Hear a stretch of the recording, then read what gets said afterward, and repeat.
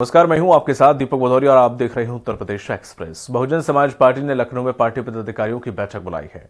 बैठक कब बीएसपी अध्यक्ष मायावती की अध्यक्षता में होगी और इस बैठक में यूपी और उत्तराखंड में पार्टी पदाधिकारी और जिला अध्यक्ष शामिल होंगे।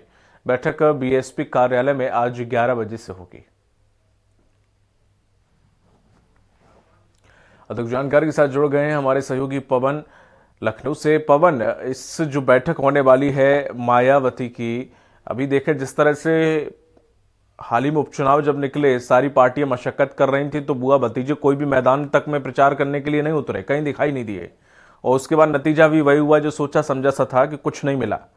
अब जो बैठक होने वाली है संगठन को लेकर, क्या कुछ इस बैठक में एजेंडा रहने वाला है? क्या कुछ फेरबदल देखने को मिल सकता है? क्या कुछ अध्यक्षता करेंगी इस बैठक में मायावती? बिल्कुल दीपक, देखिए यह बैठक इससे पहले भी जब उपचुनाव होना था उससे पहले भी बसपा सुप्रीमो मायावती ने बैठक बुलाई थी, अपने पदाधिकारी को निर्देश दिया था और ताकीद भी किया था कि पूरी तरह से ज़मीन पे उतरकर और मेहनत से काम करें।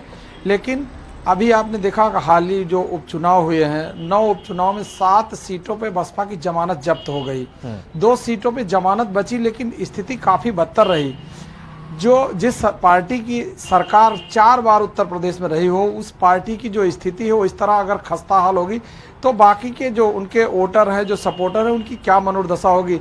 और इसका जिम्मेदार कहीं न कहीं से नेता ही हैं, क्योंकि इससे पहले भी जो भी कार्यक्रम होते थे, जो बड़े नेता थे वही दिशा निर्देश देते थे, वही सब कार्यक्रम डिसाइड करते थे। तो आज जो बैठक हो रही है इसमें बसपा सुप्रीमो जो भी नेता हैं, जो भी इसके जिम्मेदार हैं, उन पे गाज गिरेगी, सबसे बड़ी बात है। और इसमें एक अहम बात यह है कि इससे पहले भी 2 बैठकों में जो उनके भतीजे हैं आकाश आनंद, उन्होंने हिस्सा नहीं लिया था, लेकिन आज इस बैठक में हिस्सा लेते हैं या नहीं, यह एक बड़ी बात है, बड़ा सवाल है। क्योंकि इससे पहले भी बसपा सुप्रीमो मायावती ने उनको पूरी तरह से पार्टी की कमान संभालने की बात की थी और मंच से उन्होंने घोषणा किया था कि ये पूरी तरह से बसपा के ये उत्तराधिकारी होंगे। लेकिन जिस तरह का चुनाव परिणाम आया है, जिस तरह के चुनाव में चाहे वो बसपा सुप्रीमो हो, चाहे आकाश आनंद हो, शीर्ष नेतृत्व तो कोई भी जो है इलेक्शन में कहीं भी प्रचार के लिए नहीं निकले, न कहीं जोर शोर से कोई बात किया।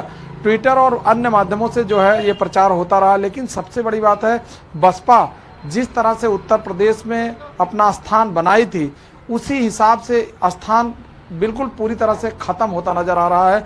आज की जो स्थिति, आज की जो बैठक है, इस बैठक में यूपी और उत्तराखंड के सभी पदाधिकारी, जिला अध्यक्ष और जितने भी बड़े नेता हैं सब शामिल होंगे और इसकी अध्यक्षता बसपा सुप्रीमो मायावती खुद करेंगी।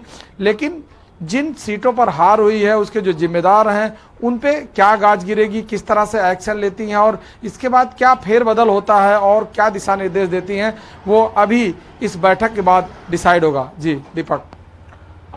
बिल्कुल, लेकिन जिस तरह से पवन संगठन में जिस तरह से बदलाव होने की जरूरत है, आपने कार्यकर्ता और पदाधिकारियों पे जो बात कही, तो खुद मायावती जो उनके भतीजे भी पूरे उपचुनाव में कहीं नजर नहीं आए, कोई एक रैली तक उन लोगों ने नहीं की, कोई एक संबोधन ने किसी मंच पर जाके खड़े होकर उन्होंने कहीं नहीं किया। तो जब जाहिर बात है नेता ऐसा हो तो पदाधिकारी तो फिर उस वही रहेंगे। तो जी देखिए दीपक, इस पे सबसे बड़ी बात है कि जो विपक्षी दल है जैसा आरोप लगा रहे हैं कि ये सोची समझी रणनीति है, क्योंकि इससे पहले कभी उपचुनाव में बसपा नहीं आती थी। इनका अपना पूरा एक एजेंडा होता था, कभी भी कोई उपचुनाव हो उसमें बसपा अपना कैंडिडेट नहीं खड़ा करती थी।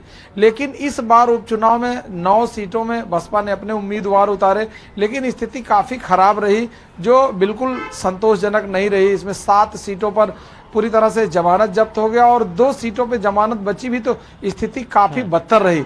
स्थिति को देखने के लिए इससे पहले भी बहुत सारे जो चुनाव होते रहे, चाहे वो उसमें बसपा सुप्रीमो हो, आकाश आनंद हो, जितने भी शीर्ष नेतृत्व के नेता होते थे वो प्रचार के लिए जाते थे, मंच शेयर करते थे, बहुत सारी जो बातें थी अपने कार्यकर्ताओं के बीच में रखते थे। लेकिन इस बार जो उपचुनाव हुआ, जैसे ऐसा लग रहा था कि मजाक टाइप का हो रहा है, क्योंकि अगर कोई पार्टी 4 बार सत्ता में रही हो, इतना शीर्ष नेतृत्व पे काम कर रखी हो और उत्तर प्रदेश में उसका एक बड़ा जनाधार हो, इसके बावजूद इस तरह का जो रिजल्ट है, जो परिणाम है, वो बिल्कुल असंतोषजनक है।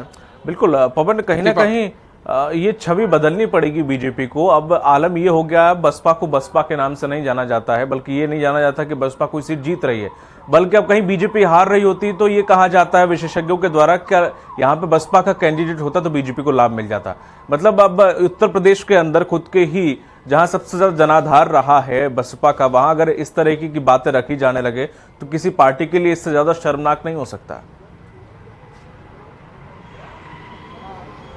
बिल्कुल बिल्कुल दीपक, देखिए सबसे बड़ी बात है कि इससे पहले बसपा एक अपने काम के लिए मानी जाती थी, लॉ एंड ऑर्डर के लिए बहुत सारे कामों में जो एक्शन था वो बसपा सुप्रीमो का वो बहुत अच्छा था, कड़ा था। फुल फ्लेश गवर्नमेंट होने के बाद बहन जी ने बहुत सारे ऐसे डिसीजन लिए जिसको लेके आज भी लोग सराहते हैं और उस डिसीजन पे लेकर के बहुत सारे लोगों ने काम भी किया है।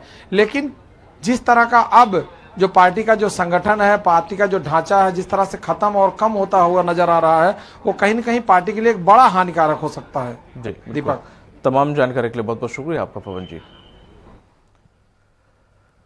तो जिस तरह से बीएसपी पदाधिकारियों की महत्वपूर्ण बैठक है ये आज, बसपा सुप्रीमो मायावती की अध्यक्षता में ये बैठक होगी और इस बैठक में कई कुछ एजेंडे तय किए जाएंगे।